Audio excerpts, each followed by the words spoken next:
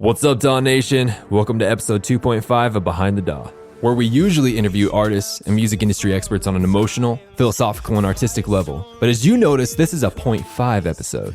And on these episodes, we take the audio from our YouTube series In the DAW, where we invite artists to dissect their songs in real time, and we put it in a podcast form, so you can partake of it and listen to it on the go, and get that perfect combination of emotional and technical knowledge.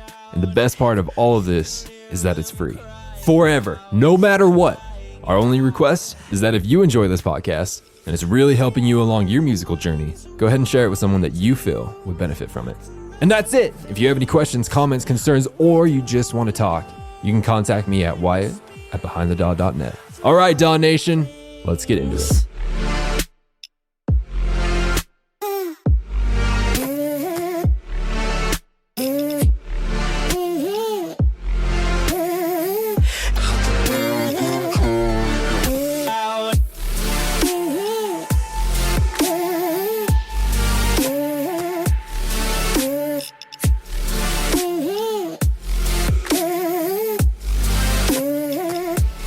It's got a vocal in it. How did you? Was that your vocal, or did you get someone in for that? Or yeah, that's me singing. Actually, it was done really fast. I just kind of grabbed my Bluebird in the hand and I just recorded it all in pretty much close to one take. So you're saying is that like you actually, I guess the term is preventative production, right? So you don't like create a song and then go back and create space for it. You create space while you're producing, kind of a thing. You know what I mean? You constantly make a decision. A vocal is going to be here. So, I mean, what kind of techniques do you do for that? Do you like leave a specific range open, or do you just not use a lot of elements, or you know what I mean? I kind of just go for less elements because I used to be the guy who's thinking that the more is better, because it's really, honestly, it's hard to have the imagination that the vocal is going to be there. You want to keep trying and like filling up the spectrum and make it sound as awesome as possible. But then once you get the vocals, you realize that it's just too chaotic. I try and make it like pretty darn simple. I always know that I can add more after the vocals. I'm not stuck with what I have once I record the vocals. I can always edit it and add more. And do you have pretty much the entire track, or the entire track laid out at that stage, or is it more just like two or three of the main sections? Usually with my tracks, I have the intro, first verse, drop, chorus, and then the second verse to the pre-chorus. I kind of just like copy and paste it a little bit for just recording purposes, just so I can have like the timeline in my head of like when things are supposed to happen and where they're supposed to be. And then once I get that, then I'll kind of change it and add the actual structure of the song. When it comes to recording vocals, quite a few people, especially, like you and I, we went to Icon, and so they kind of taught this underneath the table, where it's like when it comes to vocals and recording vocals, you do that in Logic and then you do your production in Ableton, or at least that's kind of like the rule of thumb, you know what I mean? Did you just do everything in Ableton? Because that's kind of what it's sounding like. Yeah, for sure. Everything. I export the whole track because it's literally impossible to record with the full session because your computer will just die with Indeed. Buffering and latency and all that. So I export the track, put it into a separate session. Yeah, I just kind of go from there. I don't really like Logic that much. I get that people like the whole playlisting thing. Honestly, I feel like there's not that much control when it comes to the playlisting. And also you have to export all the vocals, multi-tracks from Logic, and then you have to put them into Ableton. So that's just like one extra step that just doesn't need to be there. That makes sense. Yeah. So just so those of you who don't know what he's talking about. So in Logic, there's what's called a vocal comping function, which basically states like that, let's say you're recording a 4-bar loop. You can go in and you set that 4-bar loop, and at the end of that loop, it'll go back around and it will create different takes. And at the end of it, you can basically make a Frankenstein version of it. So you can be like, I want this part from this take, this part from this take, this part from this take. So depending on how good you are, or your style of recording or singing or rapping or whatever you do, it could be good, it could be not. So like I rap. And so that was a game changer for me. It's awesome. You sing and you're an amazing singer. So you don't really have a reason to use it. You know what I mean? But for me, it saves hours and hours, even with exporting it and putting it back into Ableton and everything. So I'm super stoked for you because that would make things so much easier. There's a bit on the Ableton forum where you can submit a feature request. That could be a cool thing to submit. I want to be able to have the session view and then the like track view like set on separate screens. That'd be awesome. You've been able to do that for a while now. There's a setting called dual monitor. I think it was either 8.5 or 9 they introduced it. So yeah, you can do that. Man. Moves, Ableton, making moves. That's awesome. My first observation with this song that I really, really liked is your use of silence.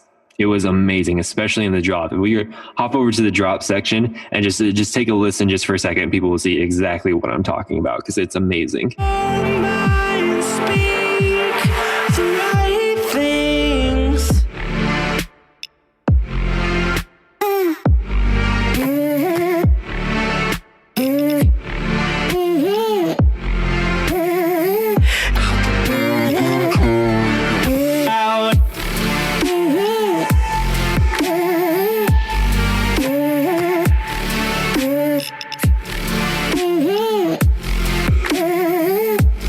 Yeah, with the drop in the silence, I really feel like silence really kind of makes people think. I agree. It's just like meditation. It's just kind of like it's like a short little form of meditation in a way. Silence, people are there with their own thoughts, and so they're able to kind of capture what's going on and what they're thinking with the song, and trying to get them to really feel the emotion of an impact of the song. I completely agree. I remember, just to like make an analogy out of this, I remember when me and my wife were first dating, and what I noticed that really made the date amazing was after I dropped her off and I was just left to my own thoughts to drive home and just think about stuff. We were together and we were having an amazing time. And then what made that amazing time even more amazing was just like sitting there alone in the quiet, just thinking to myself about it. It was amazing. You know what I mean? And that's what I kind of relate to this, is like you present an idea, it's a dope idea. Now it's like, just think about it just for a second. Bring it back. Definitely. And it also, from my perspective, it makes everything that's big feel almost bigger because of the contrast. Whereas if you go from something small to big, it'll still sound like the big thing will be big, but if you go from like nothing almost to something big, then it becomes like this whole new thing as a result. So yeah, I'm a huge fan of it. Thank you. Yeah, I feel like nowadays, like people don't have a lot of time to just kind of stop and realize their thoughts. They're always on the go. And I guess this is kind of like a song that thinks that they're on the go, but also kind of makes them think at the same time, you know? Dude, that's crazy. So I'm just barely putting this together. So you put that silence in as like a conscious decision so that people can stop and think about this. Is that what you're saying? Yeah, because, that's the thing with songs. If they keep going and going, you never really have time to process what's actually happening. So if you're able to put silence in a song, like say before the verse to the pre-chorus, like if it kind of just like stops and like reverses in or something, like that's just enough silence for the brain to comprehend and respond to what's happening in the song. How do you know where to put silence? That's a good question. I'm sure it's an arbitrary answer, like it's going to change, but I guess more so I should ask, how did you know where to put silence in this song? Oh no, I guess I was just kind of following what I had done for the verse. So I did a lot of bouncing to audio, which I half do, half don't, but I was doing cuts on the 3. Like with the snare? Yeah.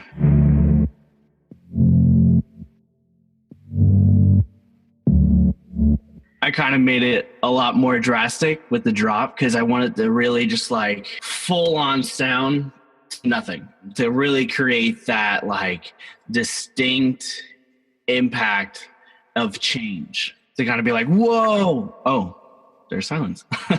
Definitely, yeah. I mean, the silence almost sounds like an instrument almost in a weird way, if you know what I mean. You almost consciously hear it because of the like that contrast between the big and the small. The synths and stuff at the beginning, what did you use to create those guys? At the intro? Yeah. Yeah, so let's see.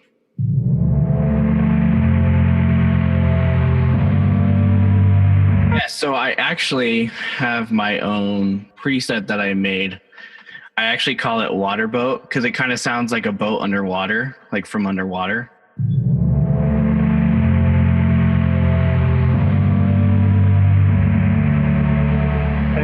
one preset. It sounds quite a lot for one preset. That's what. Yeah. It's all one.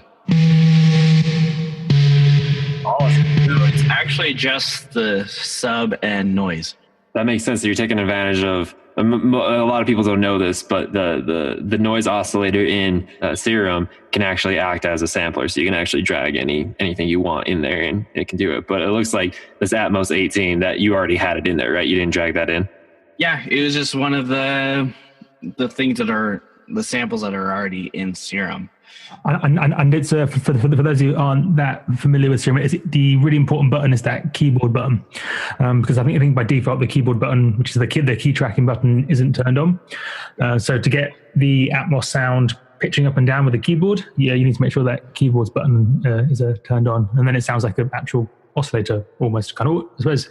Well, I think why it sounds really cool is it almost kind of becomes one, even though I suppose the Atmos layer is the character, but then because it moves up and down pitch with the keyboard, it sounds like it's a part of the main layer. It's simple enough, but it also like has a really nice sound as well. Yeah, I added a little too much movement on the tune, so I always have to move it down. When I was checking out your effects, right? So you had the compressor on there. That was like the only time I've ever seen a preset in Serum that doesn't have the multi-band compressor on it. Yeah, I don't really use the multi-band because it adds a lot of highs. That makes sense. So I wanted to kind of be like more of like an organ in a way. Cool. So I didn't want to like really take out those lows. From there, I use a lot of Spire. I love Spire because their leads are really kind of like nicely rounded and full. So we got this right here. That was from Spire. Yeah. Unfortunately, I froze all these tracks, so you can't really see the effects on here. But as you can hear, if you're wearing headphones, you'll be able to hear that it's panning from left to right. It kind of just creates a little bit more width in the intro because I believe I have all of the chords and such in the middle, and then the plug or the lead adds a little bit of width and movement, because that's the thing. A lot of people don't add movement to their songs. Like I have a push 2, and I don't really use the pads, but I use the knobs for automation. The automation, actually using like your real hands creates such like more real movement than you could ever imagine. That's interesting. I'll just like record the automation one by one, just like moving the knob. That's super cool. So you for the panning, you literally recorded it in manually, did you? Is that what you did? For the panning, no, but for like filters and stuff, that I feel like that's such like a tricky thing, because like you can automate it, but sometimes it doesn't like really sound like how you want it. So I feel like if you do that manually, it sounds a lot more natural in a sense. That's interesting. So, because, correct me if I'm wrong, but don't you do the exact opposite multiplier? Like you primarily use the pads and don't really use the encoders? Yeah, I literally, unless I'm making techno, I pretty much never use the encoders along the top. It's just it's basically a keyboard with a few fancy bits along the top. That's interesting. Oh, that's super cool though. So, question.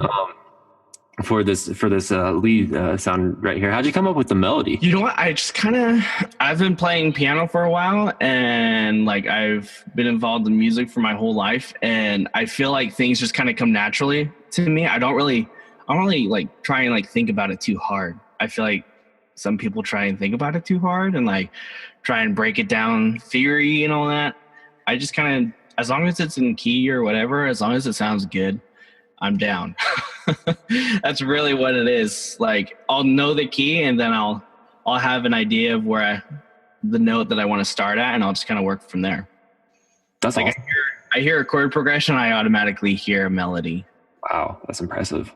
And then with like the mixing, I just kind of just went for it, and I turned everything off and just kind of started with the vocal and then went from there track by track by track by track. And even though it took a while, because I kind of kept the song like a little bit more simple in a sense, because it doesn't have hundreds of tracks. Like, even though it's probably close to 100, a lot of it's like sound effects and little add-ins. But honestly, there's not a crazy amount of like synths in here. So it was actually kind of easy to mix. Which is awesome because last week we had Trivecta on, and literally if we would double the tracks that you had now, that doesn't even equal out to the amount of tracks that he had in his consolidated project. Like it's crazy. Yeah. This is definitely on one of my lower scale tracks of count number of tracks. I would say I'm probably usually closer to Trivecta on my dubstep tracks, but this one, being it like more so to the pop genre, I kind of kept it more simple, like less is more. I think you mentioned it, but do you to mix it? Do you literally bring all the levels down and then bring them all back up? Is that what you meant? Yeah, I turn everything off. Yeah, like turn it all the way down. I feel like that's where you can get the best mix. I feel like when I ever try and just mix it from where it is, I don't get the best results, because it's kind of, I feel like it's like a restart for your computer. It's like a restart for your ears and your mind. Like you kind of have to redo it all, and it's a new start for your ears, I guess. That's the best way I can like a fresh perspective almost to the what's going on. That's what I was trying to say. It's like awesome. having another person come in and mix for you, but it's you. And you mentioned about you bring the vocal up first, so that would certainly be the most logical way for me to approach things. So do you go like vocal, kick, bass, synth, or how do you typically bring it all back up? I think I do vocal first, of course, and then I'll do chord synths, and then I'll work to drums, and then I'll do sound effects, and then I'll just kind of keep filling it in from there. But yeah, it's basically vocals. I want to make sure I get those like nice and pristine before I work on from there. When you were writing your vocal part, I've heard two different schools of thought where it's like you first write the melody and then you write the lyrics, or you write the lyrics and then write the melody. Which one do you usually do? Well, I feel like to write the lyrics, you have to have a melody in mind.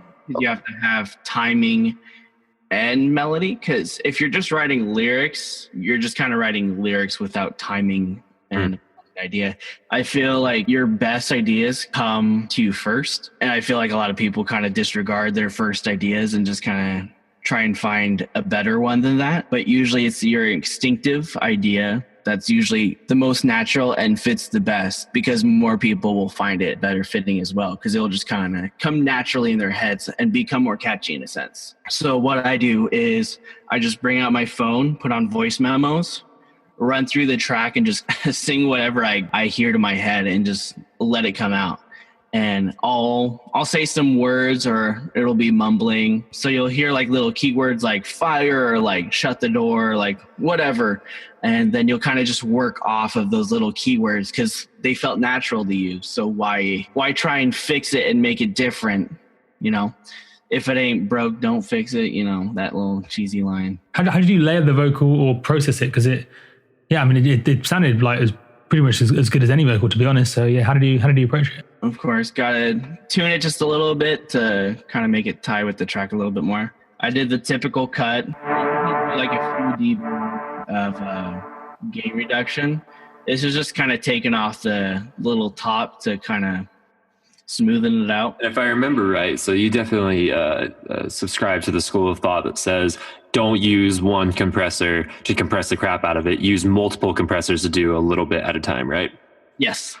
Yeah, that goes with anything, I believe. Like if you're really trying to compress over 4 dBs, I would say use 2 at least. I guess it depends on like what you're doing. If you're really trying to go for that smash sound, then use 1, but I usually recommend doing 2 or more. if you're really trying to like smooth it out, like it'll be a lot better and smooth. So yeah, from there I do a little bit of correction. I didn't really do that much. And then to really give that tone that you hear in the vocal, that like warmth and like crispness, I guess, I use Saturn. Actually, I use the vinyl saturator. I threw that on there and I immediately loved it. I didn't turn it off because I don't know. I don't think people would normally use a saturator on their vocals. Do they? I don't know. A little bit, but not that much. If they do, it's more of a subtle sort of a like warmth or something. I suppose if you're doing like aggressive vocals, you may kind of distort them to give them a bit of an edge, but that wouldn't be the conventional way to do vocals. Yeah, I knew I wanted to go for kind of like kind of more of like a rock vocal, so I wanted something a little bit more gritty. So that's why I threw on the saturator. Wait, can we take a listen to it with and without the saturator? All right, so here's without the saturator. Reaching out to the fallen times, fire so rich you hear the cries. All right, here's with the saturator. Reaching out to the fallen times, fire so rich you hear the cries. Kind of adds like a megaphone effect. Then I threw on de-esser because the saturator adds a lot of S's and sibilants. EQ'd it a little bit more because the saturator adds some low ends to it. What's the glitch doing? I think it's a tape stop. Yeah, so it kind of like shuts it off real quick instead of just like cutting it off with volume. You can hear them calling out. And then I like layering my vocals with a vocoder. It kind of adds a whole new layer to the vocals to like add body to it, a little bit more presence. It's just like a whole nother nice little layer to kind of add in.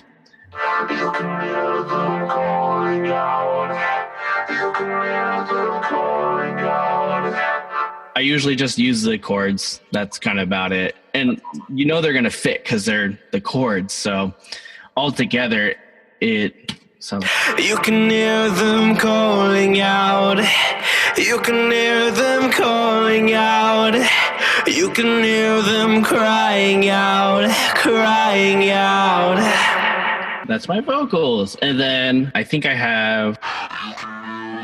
Yeah, so I have a little bit lower. I like always layering with a lower octave. I'll just take the vocal, put it in another track, lower it an octave, and then I believe I have a higher one as well. And then the typical reverse. And is that with the warping? Sorry, to get the octave up and down, or is that using something else? Yeah, so I just use Complex Pro. I feel like Complex Pro, especially for higher, sounds a lot better. Because if I...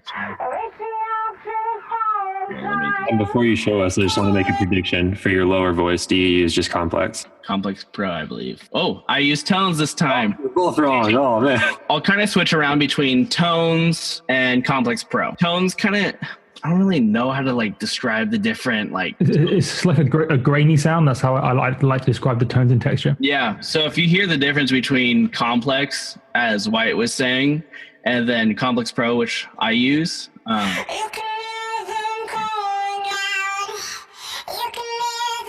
of like a little annoying, like a high pitched annoying Chipmunk kind of thing. Yeah, I love my reverse vocals. I guess that kind of comes from the whole dubstep background of myself. So I just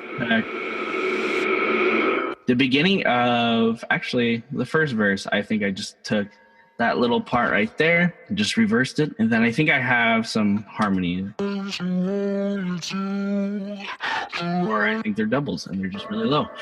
So yeah, that's how I did my vocals. They're actually pretty darn simple. These are one of the most simple vocal productions that I've done. That sounds amazing. But it's so impactful. Like it's so simple that it actually works. Just circling back to the vocals one quick time very quickly. So when you're compressing a vocal, do you have settings that you know work well for your voice, or do you do it differently every time, or kind of how do you approach that side of things? I usually have the attack slow and then the release fast. So it leaves the initial part of the vocal kind of safe and sound, but then it kind of takes over for the middle part. and then it releases fast. I don't really compress that much, but I am actually starting to learn otherwise from a superior of mine that I might be compressing more soon. So, are you allowed to state who your superior is? Yes. His name is Matthew Steeper. I just got an internship with him, but he's done songwriting for very big artists. But yeah, he actually told me that the guy who made these plugins, that the VU meter isn't really true. Yeah, I thought that was quite interesting. Matt was actually telling me he actually compresses around like -5 to -7. Oh, wow. On just 2A, which I would have never thought to compress my vocals that much. Seeing him do that and then hearing his final product, like, you guys have definitely heard his stuff. You probably didn't know it, but you have. I guess I'm just going to go on another little tangent here, but he uses a lot of the CLA vocals, and he just like boosts the compressor and some of the other stuff, and like sounds so good. So if you could go back in time to when you first started this session, and you could like basically coach yourself, what would you say to yourself? What would you say to avoid, or to try different, or to kind of just make the process easier? You know what I mean? I would first of all like tell myself to just kind of follow my gut and just keep going with the first idea that comes to my mind. I feel like that's, even though like with what I just said with like vocals and stuff, like following the first idea is easy for me with vocals, but with like the production, that can be a little hard. Like sometimes you want to do like a bigger drop or something. And that was kind of like, I was questioning myself with this drop. I was changing it all the time because I wasn't sure if people would really dig it. It's quite different. The first half of the first drop is actually just like filtered. It's not bright at all. It's low and filtered. I guess I just like doubted myself a lot, and then I just kind of had to let go, just kind of see what people thought of it and not really care what people think about it. I feel like that's the biggest thing, just kind of letting things go and just going with my first feelings. I like that. I feel like that's something that we all struggle with. Well, I see you using quite a few return tracks. Are they standard return tracks? Like you always put the reverb on A, always put the delay on B, and so on? Yeah, so I always have A and B as the reverb and then the delay. But something that I do differently than other people do for their vocal reverbs and delay is I send 100% of the vocal to the send, and then I automate the send volume. So instead of sending just maybe like 20% or however you say 20 to the send, I send all of it. And I feel like that adds a little bit more body, because I feel if you only send a little bit to the actual send, it reacts a little bit different. If I could think of an example, if you put in Ableton delay and you only send, say, 35%, you'll hear the delays and then one will just keep going and then it'll stop. So you'll hear like one side or so forth. But if you send all of it, then it'll act normal. So that's kind of what I did with that. And I did the same thing with the delay. And then I always kind of take out the highs and the lows. Usually my songs are kind of more serious, so I try and keep the highs tamed and bring them down. Because if you want a song happier, you bring out the highs and the reverb. If you want a song a little bit serious or more on the sad note, you take out the highs and the reverb. Same with the delay. And then another little tip that I learned from my mentor was using a global reverb. Literally everything in your mix gets sent to this reverb. And is that a big room reverb or a small room reverb, that one? Or? In rooms, it's Studio A. That's what I use. I don't touch it. And then I just add the little EQ. I brought in the EQ just a little bit more to add a little bit more impact in the mix. Basically, you send as much as you can until you hear it, and then you back off just a little bit so you don't hear the reverb. it just kind of adds a little bit of vibe. It like really feels the mix pretty nice. Maybe we can hear it with it and without it. We'll see if you guys can hear the difference. You can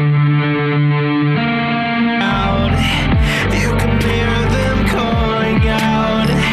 You can hear them crying out. All right, so that was without it. Let's see if you guys can tell the difference with. Sometimes you never know. It could be a placebo effect.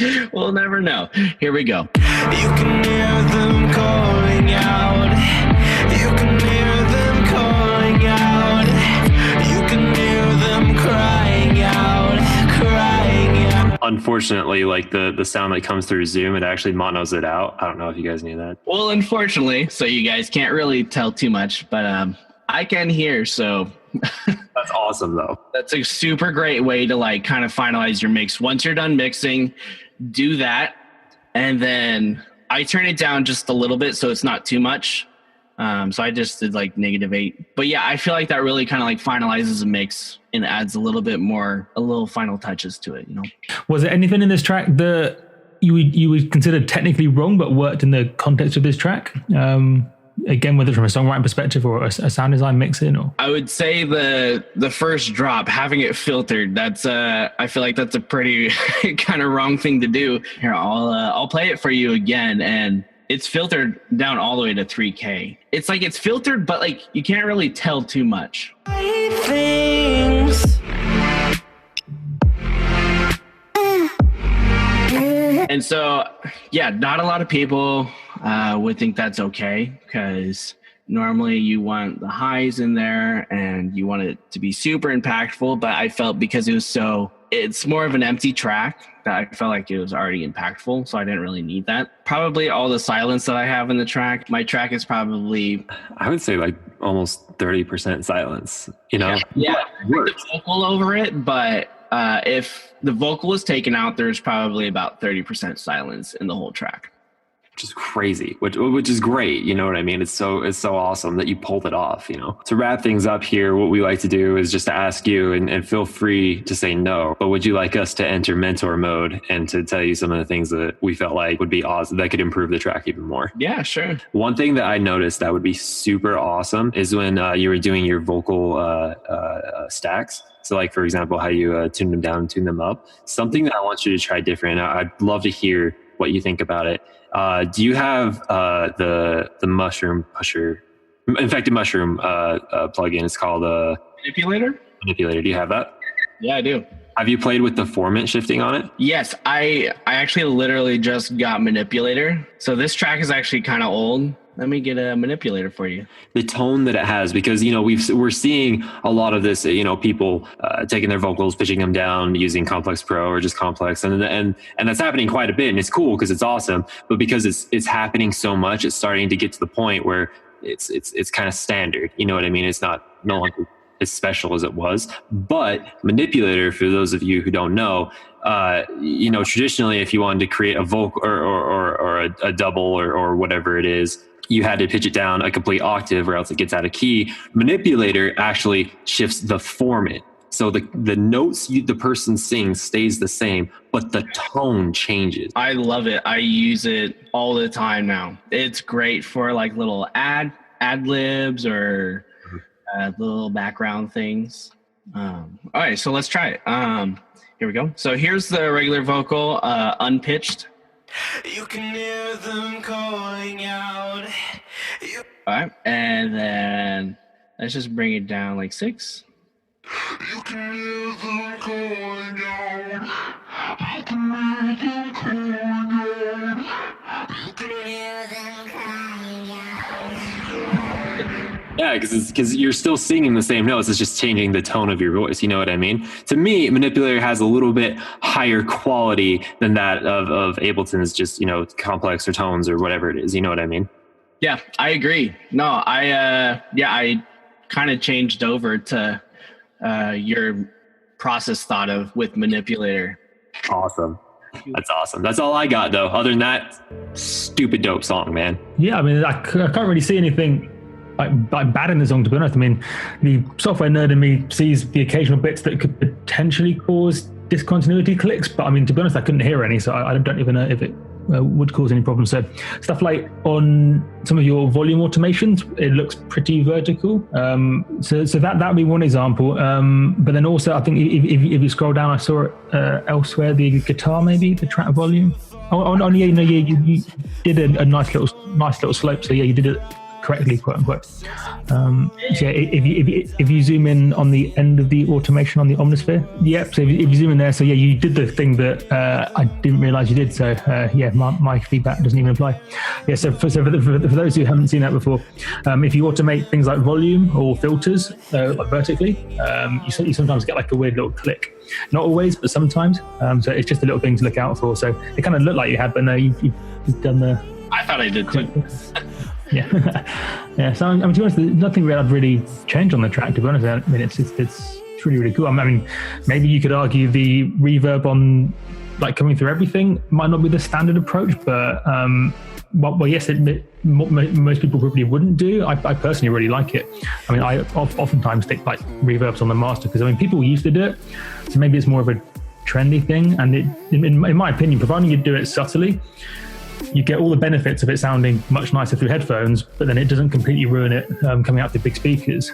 If you say cranked it, then putting a reverb like that through everything would kind of make it kind of quite washy through big speakers. But providing you're subtle, it doesn't, to be honest, cause too many problems. Yeah, if you kind of think about like the global reverb, as in a sense, like when a band records, like, or when they used to record, I don't know if they still like all record together or separately now, but like think of a big band room. They're all in the same room, so they're all gonna have the same reverb tone to them. So it's automatically gonna feel glued together. But that's the problem with EDM music, is that they're all in a DAW. They're not in the same room together. So sometimes they don't really feel like they're glued together. So this is kind of like, in a sense, taking that idea and moving it inside the DAW.